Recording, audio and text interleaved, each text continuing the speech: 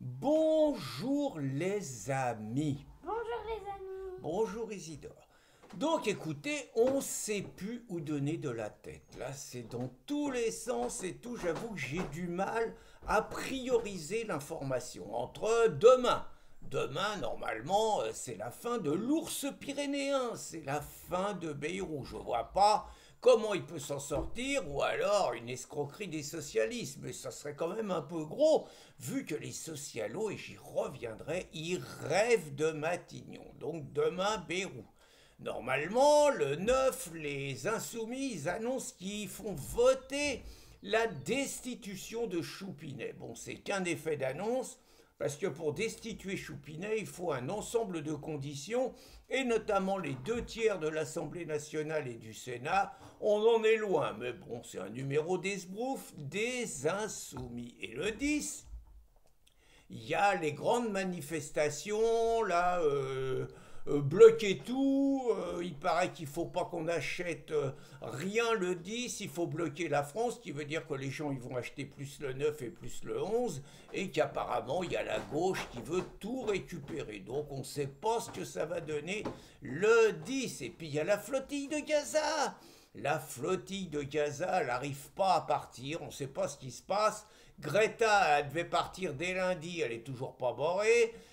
Thomas Porte, Guénolé, tout ça, ils devaient borer jeudi, ils sont toujours pas barrés. Il paraît que la météo qui est sioniste, elle est défavorable. Et puis, il y a à la fin du mois la reconnaissance par Choupinet d'un État palestinien. Alors c'est un peu bizarre, un État palestinien, on ne sait pas ce que c'est. Est-ce que c'est un État sans le Hamas? Est-ce que c'est un État qui va reconnaître l'État d'Israël? Et tout, c'est impossible. Donc là, Choupinet, il va se faire beaucoup d'ennemis. Et puis Choupinet, il veut aussi envoyer des troupes en Ukraine. Il veut envoyer des troupes en Ukraine pour sécuriser la situation qui dit avec 26 autres pays qui n'ont pas du tout les moyens de leurs propos, mais il veut faire. Et Vladimir, il a raconté que s'il y avait des Français ou autres en Ukraine, il les allumerait sans coup férir et sans sommation. Donc vous voyez, ça en fait des choses pour le mois de septembre. Donc moi, je vais me concentrer sur l'après-Bayrou. Alors bon, il y en a qui ont commencé à dire que l'homme de la situation, c'était Olivier Faure. Bon, on n'est pas le 1er avril, il faut arrêter le cirque. Il y en a d'autres qui ont dit que c'était la tondelière. Ah, arrêtez le carnage, vous voyez la tondelière à Matignon, les paysans, ils descendent tout de suite, ils foutent le feu partout. Non, non, c'est pas possible. Donc ils sont en train de chercher la solution, et ben moi je l'ai la solution, et je vais donner un conseil à Choupinet. Il n'y a qu'un homme qui peut sauver la France, c'est François Hollande. Parce que bon, il y a les mecs qui réclament la destitution, le départ de Choupinet, Villiers, Zemmour, Marine, ils veulent virer Macron, Macron il veut pas partir.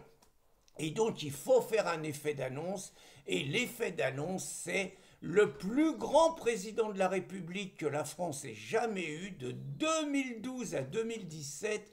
Il avait un tel bilan en 2017 qu'il n'a pas voulu se représenter pour laisser une chance aux autres. Sinon, peut-être il aurait été élu dès le premier tour. Et puis il faut reconnaître que François Hollande à Matignon, ça enverrait un message exceptionnel à l'ensemble du monde. Quand même, le gars, déjà, premier jour, il est élu, il monte dans un avion, l'avion qui fait demi-tour, c'est pas bien parti. Deuxième jour, il ressort, il reçoit une merde de pigeon sur la tête. Bon, c'est le mec qui a la poisse, quoi, vous voyez. Et puis, c'est quand même le mec, quel bilan. C'est grâce à lui qu'on a l'enrichissement multiculturel. En 2015, avec Merkel, c'est lui qui nous a fait venir 1 million de migrants, et maintenant beaucoup plus, hein, en Europe et tout, parce que, bah, évidemment, au nom de l'humanitaire, au nom du devoir d'accueil, au nom, quelque part, de l'ouverture à l'autre. Et puis, rappelez-vous, la Dream Team qu'il avait, il nous avait d'abord collé Hérault, maire de Nantes, Hérault à Matignon, une buse, un blaireau, un tocard. Il nous avait collé Manuel Valls à l'intérieur. que de l'esbrouf, que du pipeau. Après, il nous avait collé Cazeneuve. Au moins, avec Valls, il n'y avait peut-être pas d'attentat. Avec Cazeneuve, on s'est pris 3 attentats musulmans pendant son séjour. Et puis, Cazeneuve, il a déposé 4 plaintes contre riposte laïque. Puis, il y avait Cécile Duflot, celle qui a obligé toutes les villes, avec la loi SRU, à mettre des logements sociaux et donc à prendre au départ ce qui étaient des pauvres au nom de la mixité sociale. Et les pauvres, en fait, c'était les pauvres immigrés, puisque c'était pas les Français pauvres, les retraités modestes et tout. C'était que le logement social, c'était que de l'immigré. Et puis, bah, il y en a eu d'autres vedettes. Il y avait Taubira. Taubira, à l'intérieur, d'abord, elle a imposé le mariage pour tous. Et puis après, Taubira, la justice, je veux dire, avec elle, les prisonniers, ils sortaient tous de prison parce que Christiane, elle disait que la prison, c'était pas la solution. Alors, bon, qu'est-ce qu'il y avait parmi sa Dream Team? Oh, bah, c'était déjà pas mal, hein, ce que je vous ai cité. Et puis François Hollande, il s'était distingué lors de l'affaire Leonarda. Vous savez, une Rome qui devait être expulsée avec sa famille. La gauche a fait tout le cinéma. François Hollande, il a fait une annonce spéciale un samedi à 13 heures pour nous dire que la famille de Leonarda serait virée, mais qui voulait bien garder Leonarda, un sens des priorités exceptionnel. Et puis aussi, quand il y avait eu Théo, la racaille, qui, paraît-il, avait été agressé par les forces de l'ordre alors que c'était juste lui qui les avait agressés, eh ben, au lieu de soutenir les forces de l'ordre, François Hollande, il avait été voir Théo sur son lit d'hôpital, une façon de désavouer les forces de l'ordre, comme Choupinet avait fait d'ailleurs au lendemain de la mort de la racaille Naël Merzouk.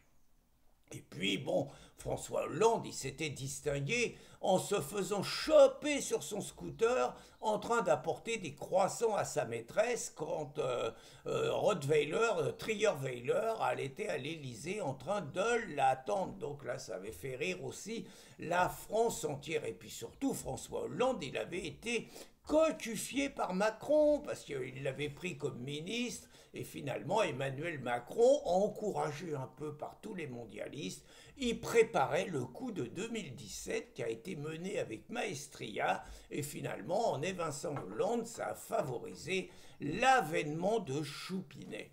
Donc pour Choupinet, je pense que ça serait une idée, parce qu'il est un petit peu pervers, Choupinet, vous voyez, un mec qui l'a nommé ministre, qui soit son premier ministre à Matignon, et que tel un Mitterrand faisant marcher Chirac 10 mètres derrière, Choupinet devant et Hollande derrière, je pense que ça provoquerait chez notre Choupinet national des petits émois intimes sur lesquels il n'est pas nécessaire de s'apesantir. Donc moi je vous donne la solution. D'abord on continuerait à faire rire le monde entier avec Hollande à Matignon. Et puis surtout je pense que ça accélérerait la fin du régime tellement ça apparaîtrait comme un nouveau bras d'honneur fait aux Français. Donc voilà pourquoi Hollande à Matignon c'est la solution. Bonne journée les amis. Bonne journée.